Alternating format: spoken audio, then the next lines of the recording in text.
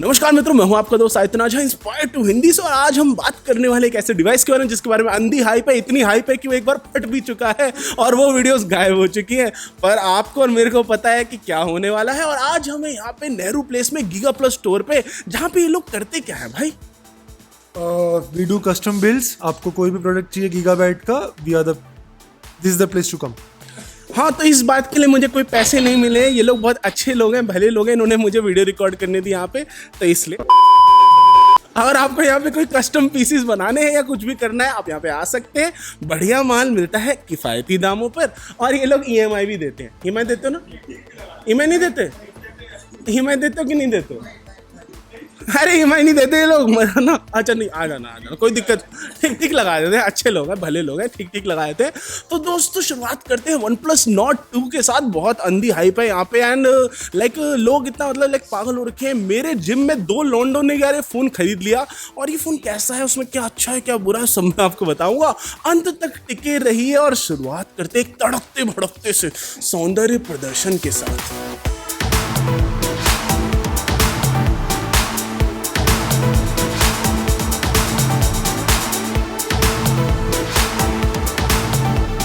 शुरुआत करते हैं अनबॉक्सिंग के साथ। बॉक्स के अंदर आपको सबसे पहली चीज यहाँ पे मिलती है smartphone. SIM tray ejector tool मिलता है आपको। OnePlus Nord के स्टिकर्स मिलते हैं जो आप ऑनेस्टली जिंदगी में कभी इस्तेमाल नहीं करने वाले हैं। क्विक स्टार्ट गाइड मिलता है, वारंटी कार्ड मिलता है और एक ट्रांसलूसेंट TPU कवर मिलता है जो कि समय के साथ निश्चय ही पीला हो जाएगा। आप उसको कैसे चलाने वाले हैं वो आपके ऊपर है। और पैसा खर्चना है, आप कोई और हार्ड केस कवर ले सकते हैं। और इसके अलावा आपको अंदर उस पर पहले से ही फोन के ऊपर एक अच्छा सा स्क्रीन प्रोटेक्टर लगा हुआ मिलता है।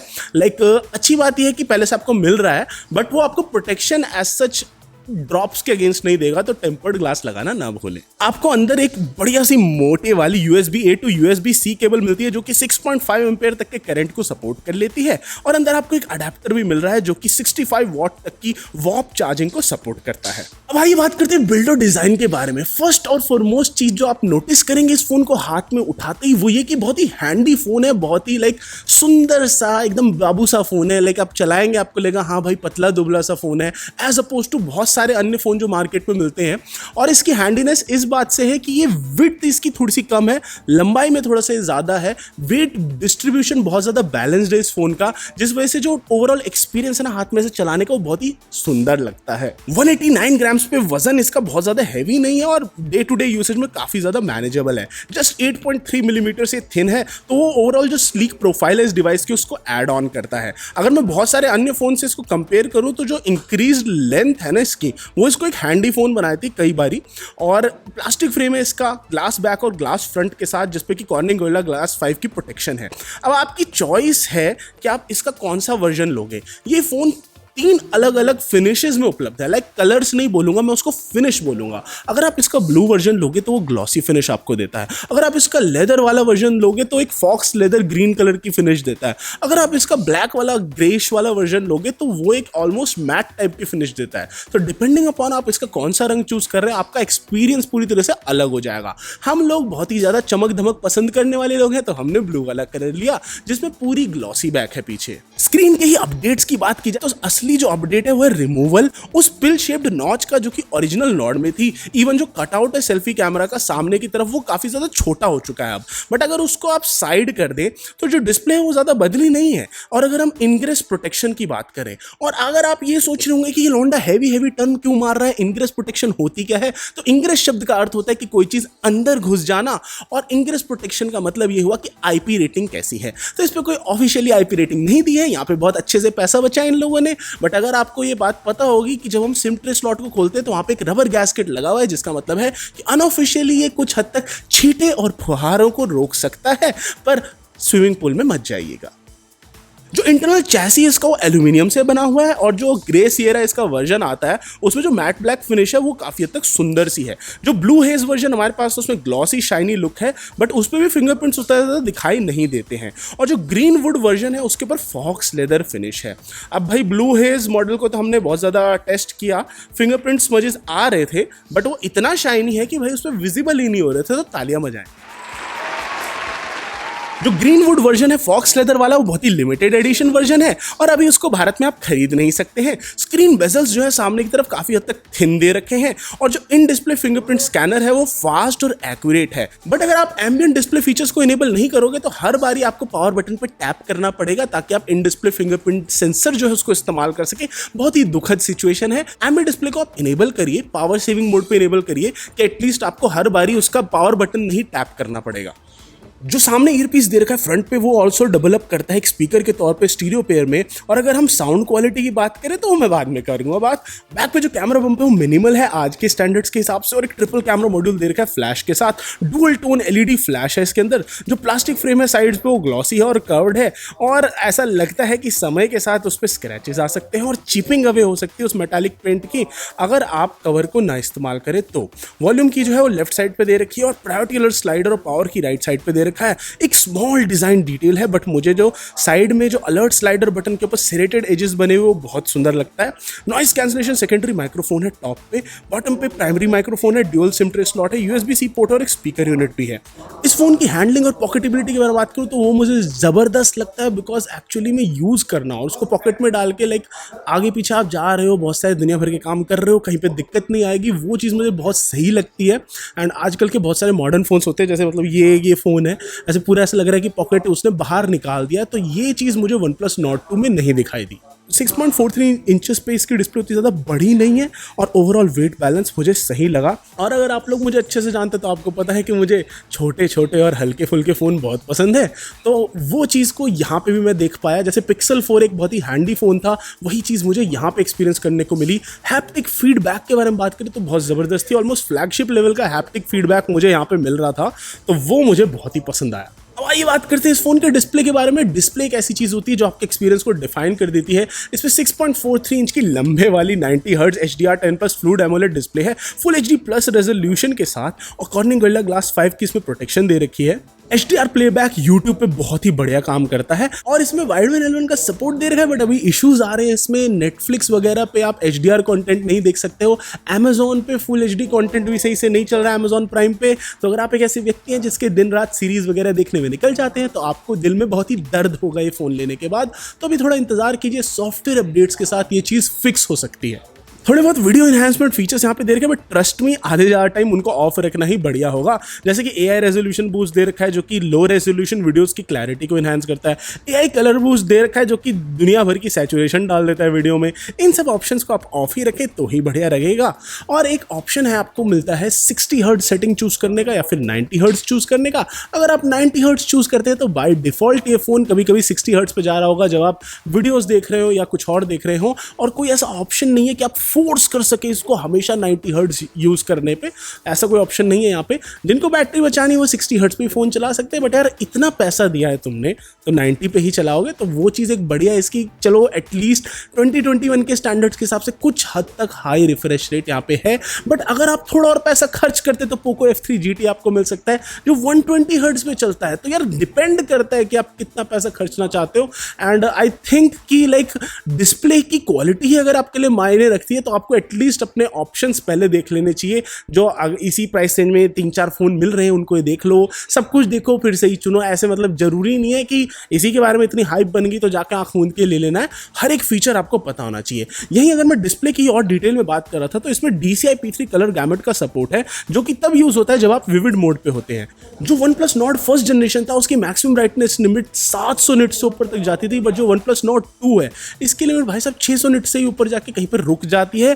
तो एक्चुअली में डिस्प्ले में डाउनग्रेड हुआ है पिछले साल के मुकाबले टोटल ब्राइटनेस के मामले में, और ये बहुत ही दुखद बात है। रिफ्रेश रेट में एक और दिक्कत भरी बात यह है कि गेम्स खेलते वक्त सिर्फ 1 या 2 गेम है अभी जो कि 90 हर्ट्ज के रिफ्रेश रेट को सपोर्ट करती है। और भाई मतलब आधे ज़्यादा गेम्स पे आप 90 हर्ट्ज पे रिफ्रेश रेट पे नई गेम खेल पा रहे हो तो फ़ायदा क्या हुआ। मतलब एक ही तो जगह होती है जहाँ पे एक्चुअली में पता चल रहा होता है हाई रिफ्रेश रेट के बारे में, और वो भी सपोर्ट अभी नहीं आया। हो सकता है और गेम्स को वाइट लिस्ट किया जाए OnePlus द्वारा और तब एक्सपीरियंस और बेहतर हो। जो नेचुरल मोड इसके डिस्प्ले में दे रखा है वो टोटल sRGB कलर गैमेट को सपोर्ट करता है और उसी कलर गैमेट में कलर्स को दिखाता है। तो आपका ये सवाल होगा भाई कोई जानबूझ के म्यूटेड कलर्स और डल कलर्स और सिर्फ sRGB के कलर्स क्यों देखना चाहेगा? उसके पीछे रीजन ये है कि अगर कोई व्यक्ति ऑनलाइन पोस्टिंग करता है, सोशल मीडिया पे बहुत ज्यादा काम करता है, तो उसको एक्चुअली में ऐसा कंटेंट चाहिए जो कि सेम दिख रहा हो हर एक डिस्प्ले पे। आधे ज़्यादा लोगों के पास सिर्फ sRGB वाला डिस्प्ले होता है और अगर आप sRGB के हिसाब से किसी कंटेंट को बनाएंगे तो उस पे जो आपको कलर्स दिख रहे हैं मोस्टली सभी डिस्प्लेस पे आपको वैसे ही कलर्स दिखाई दे रहे होंगे। तो एक बात जानने लायक है और शायद इसीलिए कई लोग म्यूटेड कलर्स को पसंद करते हैं, बिकॉज वो ज़्यादा कलर एक्यूरेट है across multiple situations. For sure DCI P3 में दिखने वाला कंटेंट या उसके कलर गैमेट में बना हुआ कंटेंट काफ़ी हद तक ज़्यादा सैचुरेटेड होगा, उसमें ज़्यादा कलर्स होंगे, बट उसी DCI P3 के कंटेंट को अगर आप एक sRGB मॉनिटर पे देखोगे तो मज़ा नहीं आएगा ज़िंदगी में और मोस्ट प्रोबेबली जो कलर्स है वो एक्यूरेटली रिप्रेजेंटेड नहीं होंगे। तो इसलिए कई लोग अपने स्मार्टफोन्स की डिस्प्ले सेटिंग्स में जाके उसको नेचुरल मोड पे रखते हैं। डिस्प्ले ब्राइटनेस जो वो जबरदस्त है इवन डायरेक्ट सनलाइट में यूज करने के लिए, और एम्बिएंट डिस्प्ले मोड यहाँ पे दे रखा है जिसमें से आप बहुत सारी थीम्स को चूज कर सकते हैं, और एक फीचर भी दे रखा है हॉराइजन लाइट नाम से जो कि साइड्स में ऐसे लाइट जलाता है। नोटिफिकेशन लाइट नहीं दे रखी ना यहाँ पे, तो उसका एक सस्ते वाला रिप्लेसमेंट है ये कि आप नोटिफिकेशन लाइट के बदले आप इसे साइड्स को जला लो। आई थिंक सैमसंग ने ये इम्प्लीमेंट किया था काफ़ी टाइम पहले एज लाइट नाम से, उनकी जो नोट या नोट एज जो सीरीज आती थी उसमें होता था, तो वही चीज़ यहाँ पे भी हमें देखने को मिल रही है। अब आप बात कर रहे होंगे कि आदित्य भैया आपने अगर इतना इस्तेमाल किया ही है तो कुछ ऐसा बताओ जो कोई और नहीं बता रहा। तो वो ऐसा ये है कि इस डिस्प्ले में स्लाइटली ब्लूइश टिंट है जो कि बहुत ही एक्सपीरियंस्ड आंखों को दिख जाएगी। ऐसी आंखें जो बहुत कुछ देख चुकी हैं जिंदगी में, तो उनको ये सब दिखेगा कि वो ब्लूइश टिंट वाली डिस्प्ले है। एंड उसका एक छोटा सा सरल सा फिक्स है कि आप कलर टेम्परेचर सेटिंग्स में जाइए, उसको हल्का सा वार्म कर दीजिए ताकि आपको एक्यूरेट वाइट पॉइंट मिले इस पे। अब आइए बात करते हैं स्पेक्स और परफॉर्मेंस के बारे में। इस फोन के अंदर अभी MediaTek का सबसे फास्टेस्ट चिपसेट है जो कि अभी अवेलेबल है, उनका Dimensity 1200 5G, और OnePlus वालों ने एक चौड़ में कहा है कि हमने 1200 5G का AI वर्जन लगाया, मतलब Dimensity 1200 नहीं यूज करा, हमने Dimensity 1200 AI यूज करा है। पर सच्चाई ये है कि सिंथेटिक बेंचमार्क्स में भी Dimensity 1200 AI की परफॉर्मेंस Dimensity 1200 से कम है। ये मैनली नहीं है यार भाई, ये कौन सा अपग्रेड हुआ? पता नहीं किस जगह पे वो परफॉर्मेंस दिखाई देगी, बट यहाँ पे तो डेफिनेटली नहीं दिखाई दे रही है।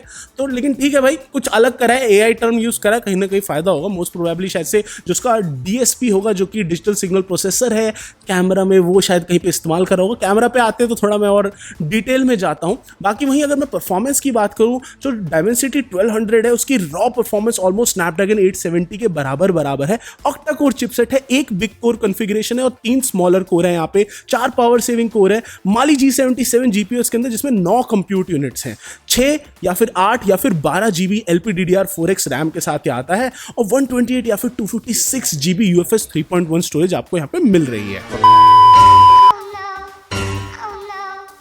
अरे भैया कैसे हो भैया?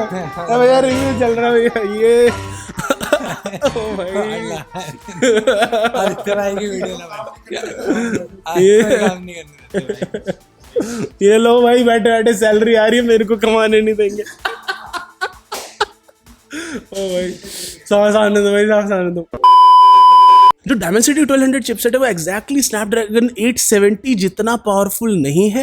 लाइक वो 1200 जो चिपसेट है वो ठीक ठाक है, बट अगर मैं GPU पावर के बारे में बात करूँ तो GPU पावर के टर्म्स में जो Dimensity 1200 चिपसेट है ऑलमोस्ट नेक टू नेक है 870 के साथ, और गेमर्स इस बात को डेफिनेटली अप्रिशिएट करेंगे। अगर आप कोई ऐसी चीज़ करते हैं जिसमें CPU की जान ज़्यादा रिक्वायर्ड है, जैसे कि फॉर एग्जाम्पल आप उस ऐप का नाम क्या था जो राज कुंद्रा इस्तेमाल करता है, उस ऐप का नाम क्या था?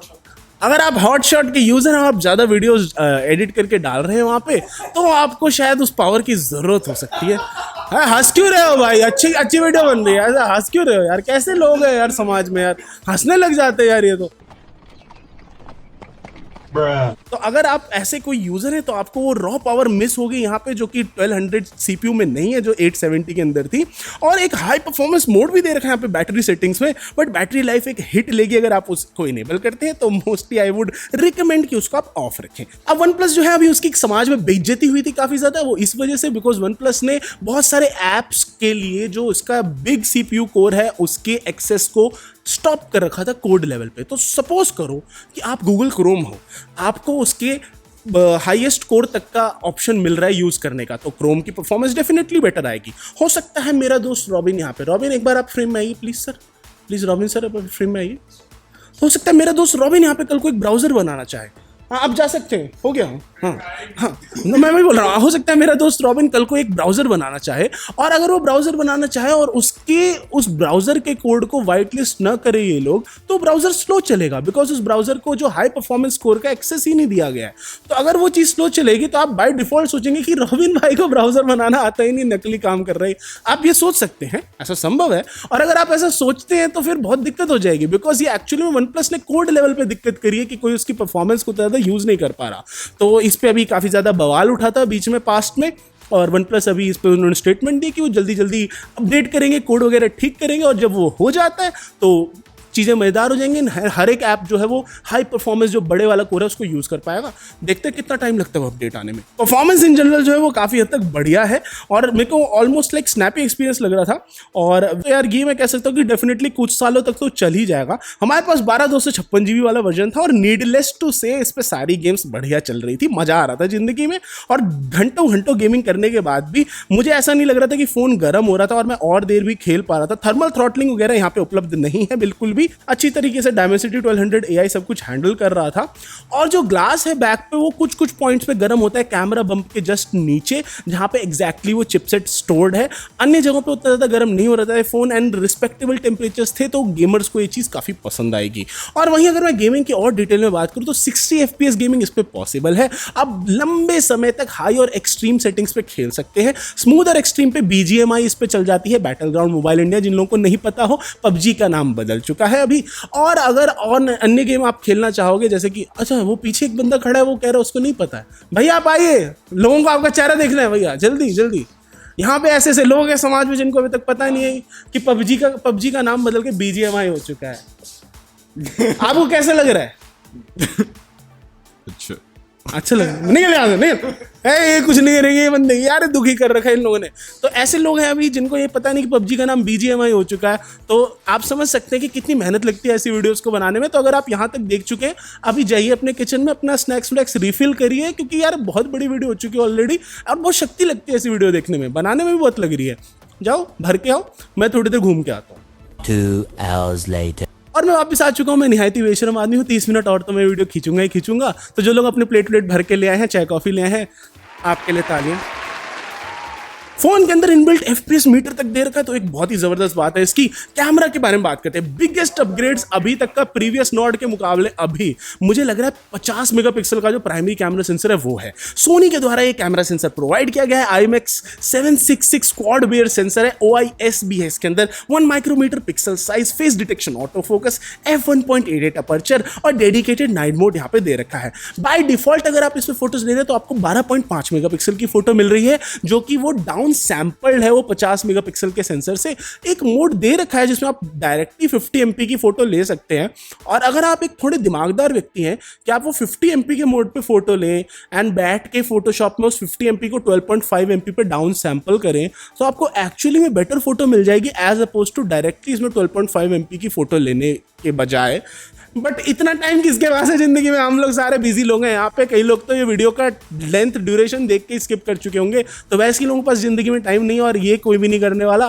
तो इस चीज़ को हम थोड़ा साइड कर देते हैं। और अगर मैं नॉर्मली इमेज क्वालिटी वगैरह के बारे में बात करूँ तो मुझे ऐसा लगा कि मेन सेंसर काफी हद तक बढ़िया है। सेकंड सेंसर जो है वो अल्ट्रा वाइड कैमरा सेंसर दे रखा है, सोनी IMX355 f2.25 लेंस वाला, और इसमें नाइट मोड दे तो रखा है बट ऑटो फोकस नहीं है इस सेंसर में, तो एक फिक्स्ड फोकस लेंस वाला सेंसर है। तीसरा मोनोक्रोम डेप्थ सेंसर दे रखा है f2.5 अपर्चर वाला, जो पोर्ट्रेट्स में हेल्प करता है। वो ऑनेस्टली यहाँ पे नहीं भी होता तो भी कोई दिक्कत वाली बात नहीं होती। सेल्फी कैमरा की बात करूँ तो सिंगल कैमरा मॉड्यूल है। सेल्फी कैमरा सबसे बड़ा डाउनग्रेड है पिछले साल के मुकाबले, बिकॉज पिछले साल एक डुअल इसमें पिल टाइप नॉच दे रखा था और उसके अंदर एक अल्ट्रा वाइड कैमरा भी था, बट इस साल वैसा कुछ है नहीं। बट एस्थेटिकली लुक इसकी अच्छी हो गई है। बट कैमरा क्वालिटी तो अभी भी रद्दी है। सॉरी यार, इतना डीप नहीं जाना होता। मतलब कैमरा क्वालिटी में तो अपग्रेड नहीं आया। f2.45 अपर्चर के साथ 32 मेगापिक्सल का सोनी का IMX615 फिक्स्ड फोकस वाला सेंसर है। तो फ्रंट कैमरा में भी इन्होंने फिक्स्ड फोकस लेंस दिया है।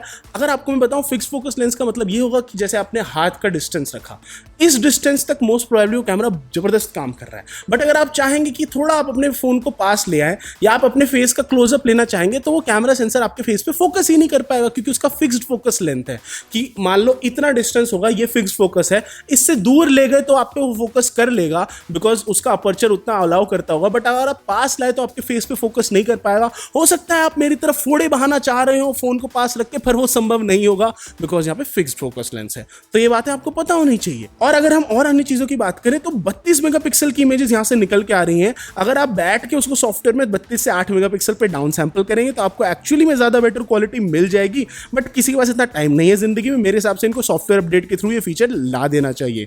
जो फिक्स्ड फोकस लेंथ है और 0.8 माइक्रोमीटर पिक्सल साइज है, उसकी वजह से एक नुकसान ये होता है कि जो फ्रंट कैमरा है लो लाइट सिचुएशन में रद्दी है। RADDI, द छोटे वाला जिसमें हलंत लगता है, फिर एक बड़ा द और उसमें बड़ी की मात्रा। तो जिनको ये वर्ड समझ में आ गया तो ये बिल्कुल वैसा है। और एकदम जो सिचुएशन ऐसी होती है, जैसे मान लें यहाँ पे अच्छी लाइटिंग है तो यहाँ पे बहुत सुंदर लगेगा कैमरा, बाहर धूप में जाऊँगा बहुत सुंदर लगेगा कैमरा, लाइट बुझ जाएगी, रात में आपको कुछ अलग से कुछ करना होगा, वहाँ पे आपका मज़ा नहीं आएगा, फोटोज अच्छी नहीं आएंगी, वीडियोज अच्छी नहीं आएंगी। तो ये बातें आपको पता होनी चाहिए। बड़ा जो चेंज यहाँ पे आया है वो है कैमरा ऐप का UI। अब ये एग्जैक्ट वही UI है जो कि आपको ओप्पो में मिलता है, जो कि आपको रियलमी में मिलता है, और मतलब कुछ बदलाव ही नहीं, मतलब ये एग्जैक्ट वही UI है। और मेरे हिसाब से ये एक बहुत ही बड़ा विजुअल डाउनग्रेड है। क्यों? इतने साल लगे OnePlus की टीम को वो कैमरा ऐप UI परफेक्ट करने में, इतने साल लगे एक सीमलेस एक्सपीरियंस डेवलप करने में, और एक ही दिन में आपने वो क्या बोलते हैं अर्श से फर्श पे ले आए एकदम ही, है कि वो ओप्पो वाला कैमरा ऐप UI डाल दिया एकदम। मतलब क्या बोलूँ मैं यार, बेइज्जती करने का भी मन नहीं कर रहा, वो फील खत्म कर दिया इन्होंने। तो उस UI में फीचर्स डेफिनेटली बहुत सारे, बट वो जो ऑक्सीजन OS की मुझे आदत लग गई थी उस यूजर इंटरफेस की, वो चीज़ यहाँ पे मैं बहुत ज़्यादा मिस कर रहा हूँ। यहाँ पे एक AI सीन एनहांसमेंट मोड दे रखा है जो कि ऑलमोस्ट एडवांस्ड HDR की तरह काम करता है, बट दिक्कत पता है क्या है? दिक्कत यह है कि वो फोटोज में सैचुरेशन का लेवल बहुत ज़्यादा बढ़ा देता है। एक प्रो मोड भी दे रखा है जिसमें शटर स्पीड आप चेंज कर सकते हो, एक्सपोजर चेंज कर सकते हो, फोकस चेंज कर सकते हो, एक्सपोजर कंपनसेशन तक चेंज कर सकते हो। एक नॉर्मल नाइट मोड दे रखा है और एक अल्ट्रा नाइट मोड भी है जो कि ऑटोमेटिकली जग जाता है जब आप एक्सट्रीम अंधकार में होते हैं। और एक और टॉगल भी दे रखा है ट्राइपॉड नाइट मोड का, जिसके लिए आपको अपने फोन को स्टेबल रखना होता है 45 सेकंड्स तक, ऐसे हिलते डुलते नहीं रहना, स्टेबल हार्ट 45 सेकंड तक, तो आप अच्छी फोटो ले सकते हैं बिल्कुल पिच डार्क में भी। तो ये एक बढ़िया सॉफ्टवेयर लेवल का फीचर है, बट इसको आप मैनुअली नहीं ट्रिगर कर सकते, ये सिर्फ एक्सट्रीम अंधकार में ट्रिगर होगा और वो टैप करके आप उसको वहाँ पे सेलेक्ट कर सकते हैं। तो ये भी एक बढ़िया फीचर है। और इमेज क्वालिटी की मैं और बात करूं तो HDR एल्गोरिथम जो इस फोन पे है वो ओवर एग्रेसिव है। मतलब ऐसा होता है कि आप फोटो ले रहे होंगे डे लाइट में या रियली ब्राइट कंडीशंस में, तो अगर आपका HDR एल्गोरिथम अगर ऑटोमेटिक पे या ऑन पे है ना, तो भाई साहब जो फोटो आएगी ना वो अजीब सी आएगी, मतलब बिल्कुल ओवर प्रोसेस्ड। तो अगर आपको बढ़िया रंग चाहिए तो मेरे हिसाब से HDR को आप ऑफ कर देंगे जब इस पे, तो आपको नेचुरल कलर्स मिल रहे होंगे। लेकिन अगर आपको ओवर द टॉप कलर्स पसंद है, सैचुरेशन अंधी पसंद है, प्रोसेसिंग बहुत ज्यादा पसंद है, तो आप डेफिनेटली यार HDR को ऑन पे रखिए। और इसी के अलावा जो AI इन्हांसमेंट टॉगल है वो भाई बहुत ही खतरनाक चीज है। मेरे दिल का एक हिस्सा ये कहता है कि बहुत ही बुरे समय शुरू होने वाले OnePlus के लिए। क्यों? क्योंकि OnePlus का एक प्रॉमिस था अपने यूजर्स के प्रति कि भाई साफ सुथरा सामान देंगे, गंद नहीं मचाएंगे, पर अब गंद मचनी शुरू हो चुकी है। और अब जैसे जैसे गंद फैलती जाएगी तो दिक्कत होती जाएगी, और जैसे जैसे दिक्कत भी होती जाएगी तो लोग शायद से इन्हीं फोन्स पे ट्रस्ट करना कम कर देंगे।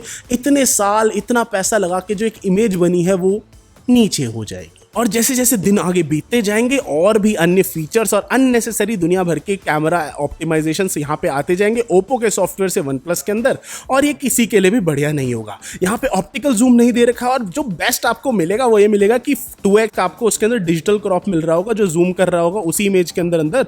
और शार्पनेस के मामले में ये 2x या 5x जो क्रॉप जनरेट हो रहा होगा, इसके बारे में तो मैं ना ही बोलूँ तो ही बढ़िया है। नाइट मोड के बारे में बात करूँ तो अच्छा काम करता है मेन सेंसर के लिए, थोड़ा बहुत ओवर सैचुरेट कर देता है लो लाइट शॉट्स में, बट एटलीस्ट यहाँ पे नॉइस रिडक्शन जो हो रही है मेन सेंसर पे वो एकदम ऑन पॉइंट हो रही है। अल्ट्रा वाइड जो सेंसर है वो यूजेबल है रात में नाइट मोड के साथ, बट जो इमेजेस थी वो बहुत ही दूर है सोशल मीडिया पे पोस्ट करने लायक क्वालिटी से। और जो नाइट मोड है वो थोड़ा बहुत जो बर्बाद क्वालिटी होती है उसको सैल्वेज तो कर लेता है काफी हद तक। सेल्फी कैमरा जो है वो डे लाइट में जबरदस्त है, बट लो लाइट आते ही वो अपनी लाइट गैदरिंग कैपेबिलिटीज जो उसकी कम है उसको वो दर्शाने लग जाता है। नॉर्मली अगर आप लो लो लाइट में अल्ट्रा वाइड के शॉट्स लेंगे वो बहुत ही बेकार आएंगे, बट नाइट मोड और अल्ट्रा नाइट मोड के साथ आपको थोड़ी बहुत सही चीज़ें मिल जाएंगी। सेल्फी कैमरा जो है मैं आपको बता चुका हूँ कि 32 मेगापिक्सल की इमेजेस ले रहा है, बट अगर कोई बैठ के उसको 8 मेगापिक्सल पे डाउन सैंपल करेगा ना तो जो रिजल्ट्स आएंगे वो फैबुलस आएंगे। बट कैमरा ऐप जो है वो बाय डिफॉल्ट ये चीज़ नहीं कर रहा है, मेरे हिसाब से सॉफ्टवेयर लेवल पे इंप्लीमेंट किया जा सकता है। पोर्ट्रेट मोड शॉट्स काफ़ी हद तक बढ़िया है और लो लाइट सिचुएशंस में ही ऐसा लगा कि इमेज क्वालिटी थोड़ा बहुत सफर कर रही थी। वीडियोस इसमें H.264 या फिर H.265 कोडेक में भी शूट किया जा सकता है 4K 30 फ्रेम्स पर सेकंड तक। अल्ट्रा वाइड वीडियोस जो थी वो लिमिटेड है 1080p रेजोल्यूशन तक। 1080p में 60 FPS नहीं दे रखा भाई, तो जो लोग अंधी व्लॉगिंग करना चाहते हैं वो चीज़ नहीं संभव होगी। और EIS जो है यहाँ पे मेन कैमरा में भी दे रखी है और बाकी सारे सेंसर्स में भी दे रखी है। और मेन कैमरा की अच्छी बात यह है कि उसमें OIS भी है, बहुत ही स्टेबलाइज्ड वीडियो आता है मेन कैमरा में एंड बहुत ही अच्छी मेरे को वीडियो क्वालिटी लगी। बट जो फ्रंट कैमरा है उसमें जो लाइक इमेज स्टेबलाइजेशन है वीडियोस में वो उतनी मज़ेदार नहीं थी और फ्रंट कैमरा की वीडियो भी 1080p पे लिमिटेड है, तो वो थोड़ा जो लोग व्लॉगिंग वगैरह के शौकीन है, तो जिसने ओरिजिनल नॉर्ड फोन लिया था जिसमें अल्ट्रा वाइड भी था फ्रंट में, वो जो व्लॉगिंग एक्सपीरियंस था उसको कंपेयर करूँ अगर मैं Nord 2 से, तो व्लॉगर्स के लिए अब Nord 2 उतना बढ़िया फ़ोन नहीं रहा। पिछले साल तो मैंने OnePlus Nord के साथ ये वीडियो भी बनाई थी कि क्या व्लॉगर्स को फ़ोन खरीदना चाहिए और एक्चुअली में आंसर आता येस, बट इस फ़ोन के लिए वो आंसर येस से अब नो में तब्दील हो चुका है। तो ये है डेवलपमेंट, प्रोग्रेस, करेज।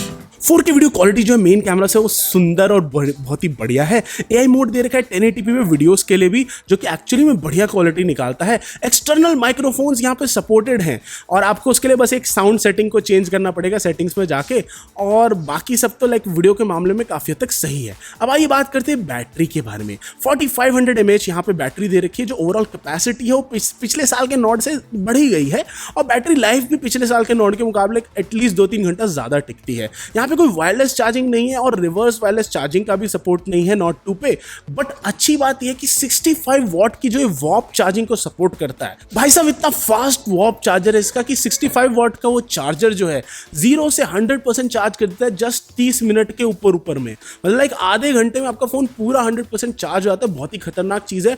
अगर आपके मन में सवाल आ रहा है कि संभव कैसे है, ये संभव ऐसे है कि इस बैटरी के सेल को एक्चुअली में 2 टुकड़ों में बांट दिया गया है। ये 2 टुकड़ों वाले सेल हैं और एक्चुअली में जो अभी OnePlus का फोन फटा है वो इसी कारण से फटा है, मतलब फटा नहीं है, लाइक आग लग गई थी उसमें एंड काफ़ी ज़्यादा इनकी बेइज्जती हुई है समाज में। बहुत लोगों ने ट्वीट करा, कई लोगों ने जो ट्वीट करे थे वो ट्वीट मिस्टीरियसली गायब हो गए हैं, ये भी आपको पता होना चाहिए। और 1-2 वीडियो जो आई थी वो भी डाउन हो चुकी है, तो ये भी आपको पता होना चाहिए। बट ये वीडियो डाउन नहीं जाएगी अनटिल अनलेस कोई घर पे 2 पेटी लेके आ जाए।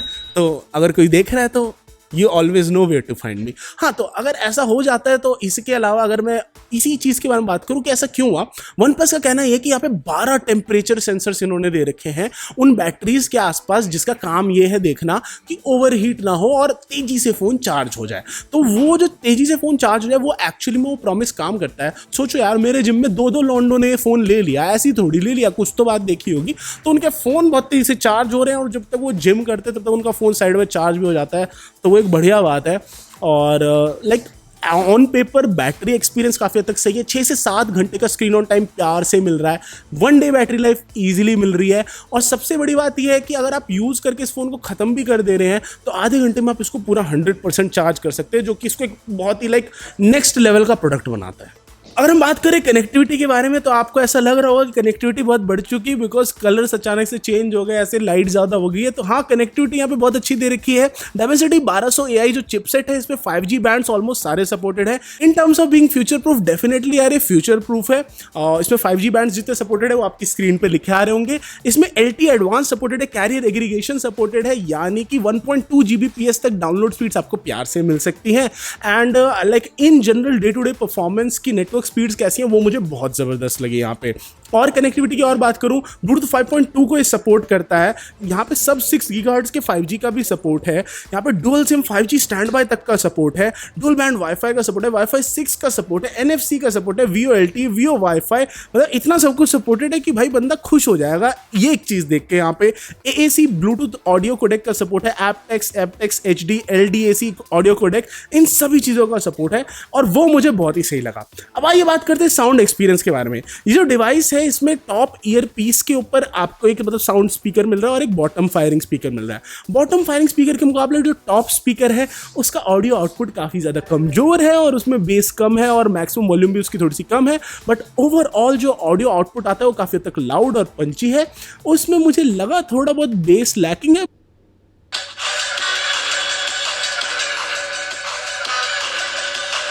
बट स्टिल यार आप काम चला ही लोगे और ऑडियो काफ़ी हद तक अन्य फ़ोन्स के मुकाबले, जैसे सपोज करो मैं पोको F3 GT से इसको अगर कंपेयर करूंगा तो उसके मुकाबले इसका ऑडियो मुझे काफ़ी हद तक क्लियर और बढ़िया लगा। और एक चीज़ जो मुझे खली यहाँ पे वो ये कि यहाँ पे 3.5mm जैक नहीं दे रखा है, बट अगर आप एक अच्छा USB-C to 3.5mm converter use करते हैं तो आपको काफ़ी हद तक अच्छा ऑडियो यहाँ पे मिल जाएगा। कॉल्स के दौरान साउंड क्वालिटी काफ़ी हद तक अच्छी और रिस्पेक्टेबल थी, तो वो कोई बड़ा इशू नहीं है। अगर हम अन्य और चीज़ों की बात करें तो मेरे हिसाब से अगर यहाँ पे 3.5mm जैक ये लोग दे देते तो सही रहता। इस प्राइस सेगमेंट में भाई ऐसा कोई फ्लैगशिप फ़ोन तो है नहीं कि आप हटा रहे हो, बट स्टिल उन्होंने हटा दिया तो पता नहीं, अलग ही बात है। अब आइए बात करते हैं उस चीज़ के बारे में जिसकी वजह से आप इस फ़ोन को नहीं लेंगे, वो है OS एक्सपीरियंस। आज तक OnePlus के फ़ोन की हम सारी गलतियों को नज़रअंदाज कर देते थे बिकॉज वो आता था ऑक्सीजन OS के साथ, जो कि मेरे हिसाब से एंड्रॉयड पे सबसे बेस्ट इंप्लीमेंटेशन थी, ऑलमोस्ट स्टॉक लेवल के एंड्रॉयड की, और जो एक मतलब स्मूथनेस और एक्सपीरियंस आता था वो बड़ा ही सुंदर सा प्यारा सा आता था। बट वो चीज़ मुझे लग रहा है अब जाने वाली है, बिकॉज यहाँ पे जो एक्सपीरियंस है वो ऐसा लग रहा है कि ओप्पो के कलर OS के ऊपर उन्होंने ऑक्सीजन OS का लॉन्चर डाल दिया। मतलब फीलिंग ऐसी आ रही थी यहाँ पे। एंड इवन जैसे अगर आपको प्योर ऑक्सीजन OS का एक्सपीरियंस अभी भी लेना है तो आपको OnePlus 9R जैसा 40,000 से ऊपर का फ़ोन लेना पड़ेगा। एंड मुझे तो लगता है भविष्य में उस पर भी अपडेट करके ये लोग ये ओप्पो वाले टाइप का ऑक्सीजन OS डाल देंगे। और इसका एक्सपीरियंस अभी ऐसा है कि इन्होंने ओप्पो का जो कलर OS 11.3 है उसको मर्ज कर दिया ऑक्सीजन OS 11.3 के साथ। इनका कोड अब मर्ज हो चुका है और इनका ये कहना ये है कि इसके पीछे लॉजिक ये है कि इसकी वजह से सॉफ्टवेयर अपडेट्स बड़ी तेज़ी से आ जाएंगे इनके। बट मुझे ऐसा लगता है कि इसका मेन रीज़न ये होगा कि डेटा कलेक्शन में इसमें ज़्यादा आसानी हो जाएगी।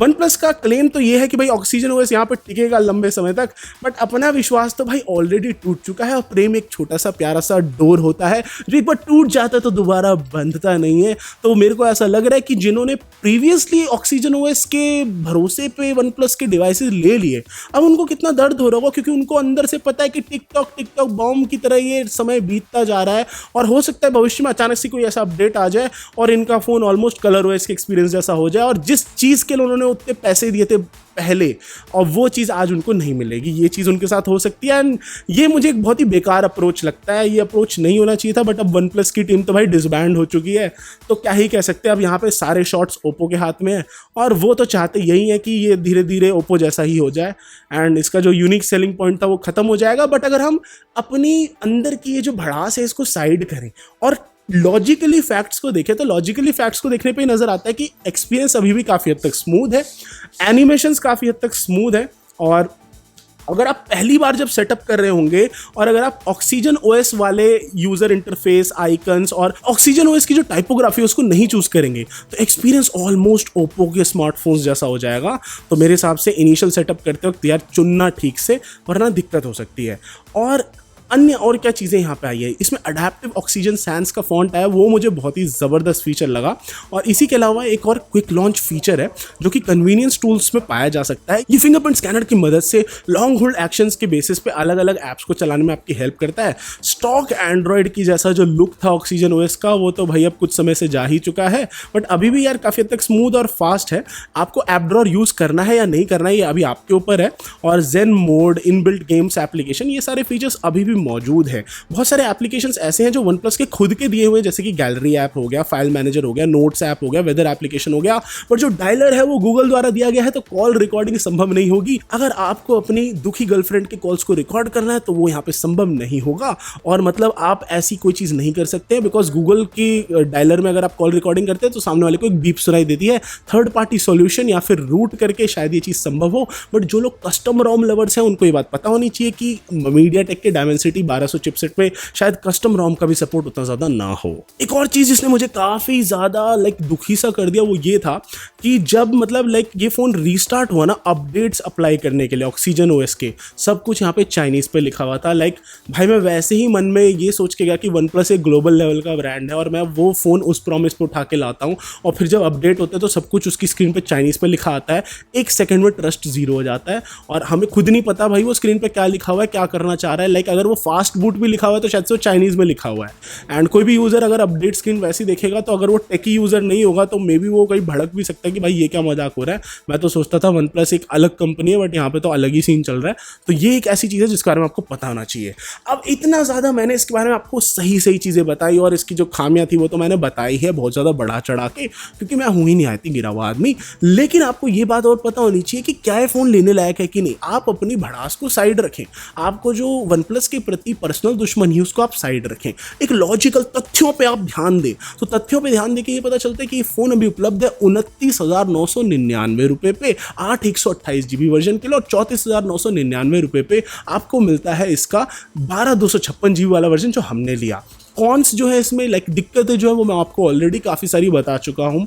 बढ़िया चीज़ें भी बहुत सारी हैं, फॉर द प्राइस परफॉर्मेंस काफ़ी हद तक अच्छी है। बट सबसे बड़ा डर अब यही है कि जिस बेसिस पे, जिस एक्सपीरियंस पे आप इस फ़ोन को लेते हैं कि ऑक्सीजन ओएस का वो स्मूथ एकदम फास्ट एक्सपीरियंस, क्या भविष्य में एकदम कलर ओएस जैसा हो जाएगा। ये जो डर है ये बहुत सारे लोगों के बाइंग परचेज डिसीजन को काफ़ी हद तक चेंज कर सकता है। और लाइक मैंने तो अभी भरोसा करके अपने जिम में भी 2 लोगों को दिलवा दिया, वो लोग भी मुझसे पूछ रहे थे भाई ले कि ना ले। तो मुझे पता है कि अगले 2-3 साल तक ही उन्होंने वो फ़ोन चलाना है और तब तक तो उनका एक्सपीरियंस बढ़िया रहेगा। बट मे बी जो लॉन्ग टर्म बायर हो उसका जो डिसीजन है वो थोड़ा बहुत ऊपर नीचे हो सकता है। अभी के लिए मुझे लगता है कि नॉट 2 एक बहुत ही बढ़िया ऑप्शन है बहुत सारे लोगों के लिए। बट जिसको हायर रिफ्रेश रेट या फिर परफॉर्मेंस चाहिए वो पोको F3 GT की तरफ भी देख सकता है। बट यही अगर आपको नॉट 2 थोड़े कार्ड डिस्काउंट्स वगैरह के साथ मिल जाए थोड़ा और सस्ते प्राइसिंग पे, तो शायद से सोने पे सुहागा हो जाए और वो डील और सुंदर हो जाए। For the time being I think ये फ़ोन एक काफ़ी बढ़िया प्रोस्पेक्ट है। बट दिक्कतें तो है ही हैं भैया। लाइफ में कौन सी ऐसी चीज़ है जिसमें दिक्कत नहीं होती। आपको ये वीडियो देखने में सोचो कितनी दिक्कत होगी। अब तक आप 3 बार तो प्लेट खाली कर चुके होगे। जाओ यार जाओ, थोड़ा बाथरूम ब्रेक लेके आओ, तब तक मैं जरा आउटरो रोल करता हूँ। तो दोस्तों इस वीडियो के लिए इतना ही। अगर आपको वीडियो पसंद आए इसको लाइक करें, शेयर करें, इंस्पायर टू हिंदी को सब्सक्राइब कीजिए। नीचे वो एक छोटी सी प्यारी सी घंटी दे रखी कोने में जो आपका इंतजार कर रही है पिछले इतनी देर से कि भैया ये कब आके मुझे बजा के जाएगा, तो आप उसको बजाइए, चैनल को सब्सक्राइब कीजिए। मैं एक बहुत ही अच्छा आदमी हूँ जो कि टाइम से ऐसी डिटेल लंबी लंबी वीडियो डालता है, तो उनको देखने के लिए इस चैनल को सब्सक्राइब जरूर करें और हमेशा की तरह सतत निरंतर आगे बढ़ने के लिए प्रेरित रहिए।